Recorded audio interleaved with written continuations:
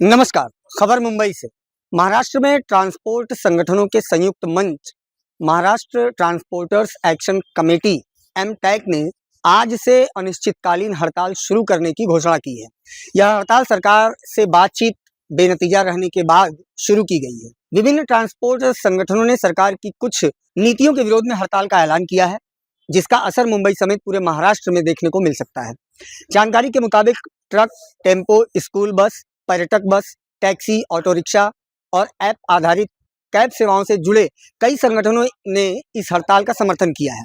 यूनियनों का कहना है कि ई चालान प्रणाली, भारी जुर्माना, टैक्स और अन्य परिवहन नियमों को लेकर ड्राइवरों और वाहन मालिकों में काफी नाराजगी है। उनका आरोप है कि कई बार ई चालान बिना पर्याप्त जांच के जारी हो जाते हैं और जुर्माने की राशि इतनी अधिक होती है कि छोटे वाहन चालकों और मालिकों के लिए उसे भरना मुश्किल हो जाता है।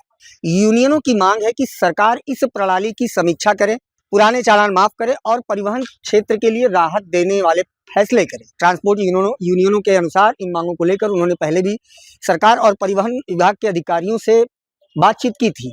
मुंबई में परिवहन आयुक्त कार्यालय में यूनियन प्रतिनिधियों और अधिकारियों के बीच बैठक भी हुई थी, लेकिन उस बैठक में कोई ठोस समाधान नहीं निकल सका।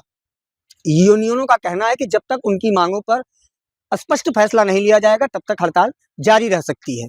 वहीं दूसरी ओर महाराष्ट्र सरकार का कहना है कि ई चालान प्रणाली सड़क सुरक्षा और नियमों के पालन को सुनिश्चित करने के लिए लागू की गई है।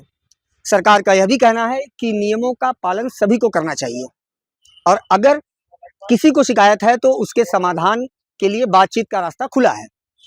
राज्य के परिवहन मंत्री प्रताप सरनाइक ने ट्रांसपोर्ट यूनियनों से हड़ताल वापस लेने की अपील की है और कहा है कि सरकार बातचीत के जरिए समाधान निकालने के लिए तैयार है।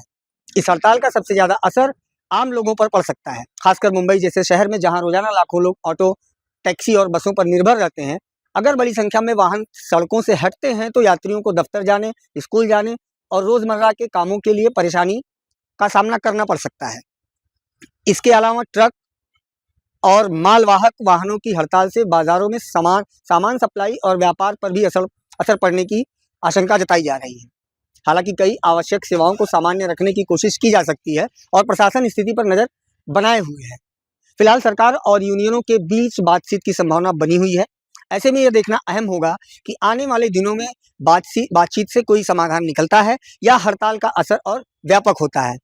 फिलहाल मुंबई और महाराष्ट्र के लोगों के लिए यह एक बड़ी खबर है, क्योंकि परिवहन व्यवस्था में किसी भी बड़े बदलाव का सीधा असर जनजीवन पर पड़ता है। इस खबर पर हम लगातार नजर बनाए रखे हैं। जैसे ही कोई अपडेट मिलेगा, आपको तुरंत उसकी अपडेट पहुंचेगी। आप देख रहे हैं न्यूज़ बिंदु। मैं अनुप कुमार। नमस्कार।